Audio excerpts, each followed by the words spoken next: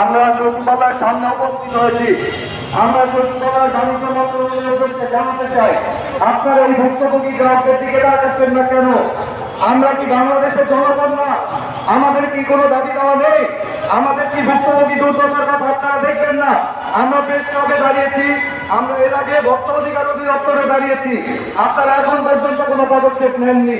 আজকে তাই আমাদের বাধ্য হয়ে এই সচিবালয়ের সামনে এসে আপনাদেরকে জানাতে হচ্ছে যে আপনারা এই ব্রিটিশ সরকারের সাথে জড়িত ইরানি রাজনীতিকে এখন পর্যন্ত সাহায্য সহযোগিতা করে আসছে।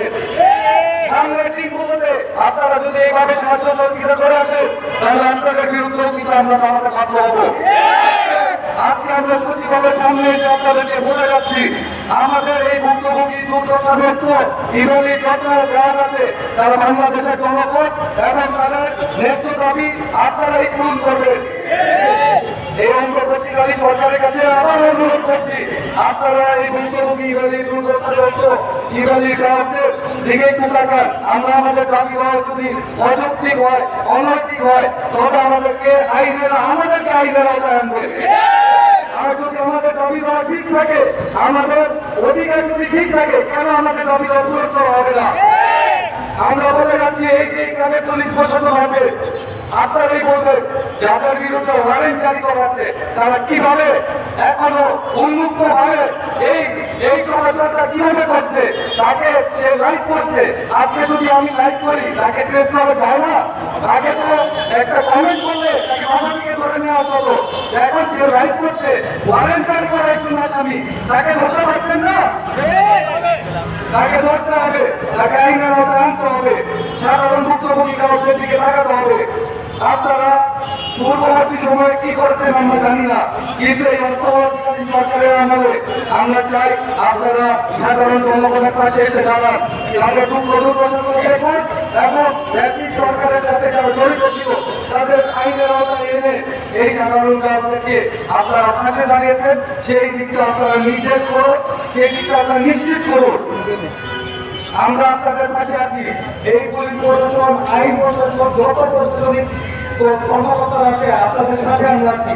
আপনারা আমাদের সাথে থাকুন।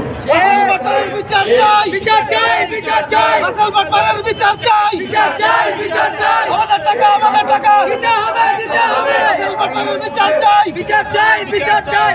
এই রাজ্য সরকার আইনের ঊর্ধ্বে উনি এখনো কি ঘুরে বেড়াচ্ছে, উনি এখনো লাইভ করছে, উনি মার্সিডিজ বেঞ্চ নিয়ে সেনাতর ওয়েস্টিন এইসব হোটেলে খেতে যাচ্ছে। তো সেইগুলো কি আপনারা দেখেন না? আপনারাই তো তাদেরকে প্রোটেকশন দিচ্ছেন। তো আপনারা কেন প্রোটেকশন দিচ্ছেন? একটা ভুক্তভোগী গ্রাহক 1 টাকাও দিতে যথেষ্ট, সেইখানে আমাদের আজকে কেন এইখানে দাঁড়িয়ে কথা বলতে হচ্ছে? এত 48টা আমরা জানতে পেরেছি, 48টা ওয়ারেন্ট জারি আছে তার নামে। 48টা ওয়ারেন্ট, আমার মনে হয় না যে একটা ওয়ারেন্ট আপনাদের কাছে যথেষ্ট। আমার মনে হয় যে এখন 16 কোটি জনগণের ওয়ারেন্ট থাকবে একজন ভুক্তভোগী, একজন প্রতারককে ধরতে। এই প্রতারক এখনো নির্বিঘ্নে নিশ্চিন্তে ঘুরে বেড়াচ্ছে সাধারণ রাজ্যের টাকা না দিয়ে। কিভাবে ভাই? বাণিজ্য মন্ত্রণালয় সাইডারিসাকে উদ্দেশ্য করে বলতে চাচ্ছি, আজকে আমরা এই সচিবালয়ের সামনে কিছুটা সামনে আছি, বেশি দূর নাই, কিন্তু সামনে চলে আসবো। জেলা থেকে একজন করে মানুষ এসেছে, তারপরে যদি 10 জন আছে, তারপরে যদি 100 জন আছে, সেই ঢাকাটা সামনে দিয়ে কেউ তখন ক্ষমতা থাকবে না।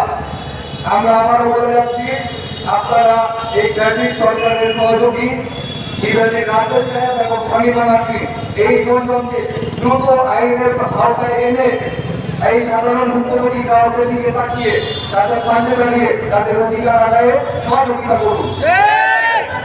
ধন্যবাদ সবাইকে এবং ধন্যবাদ বাণিজ্য মন্ত্রণালয়কে আমাদেরকে এত দূর আনার জন্য।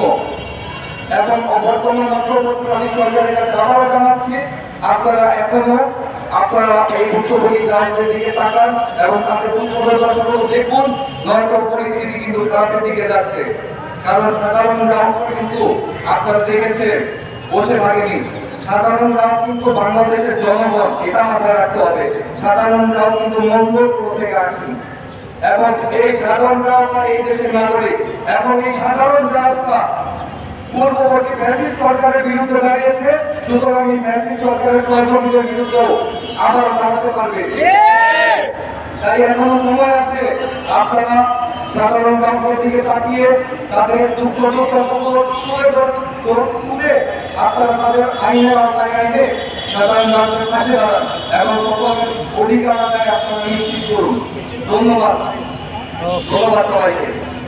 টাকা পাচারকারীরা সেলের বিচার চাই, বিচার চাই, টাকা পাচারকারীরা সেলের বিচার চাই, বিচার চাই, টাকা পাচারকারীরা সেলের বিচার চাই, বিচার চাই। এক দফা এক দাবি, আমাদের টাকা, আমাদের টাকা এক দফা এক দাবি। দিতে হবে, দিতে হবে।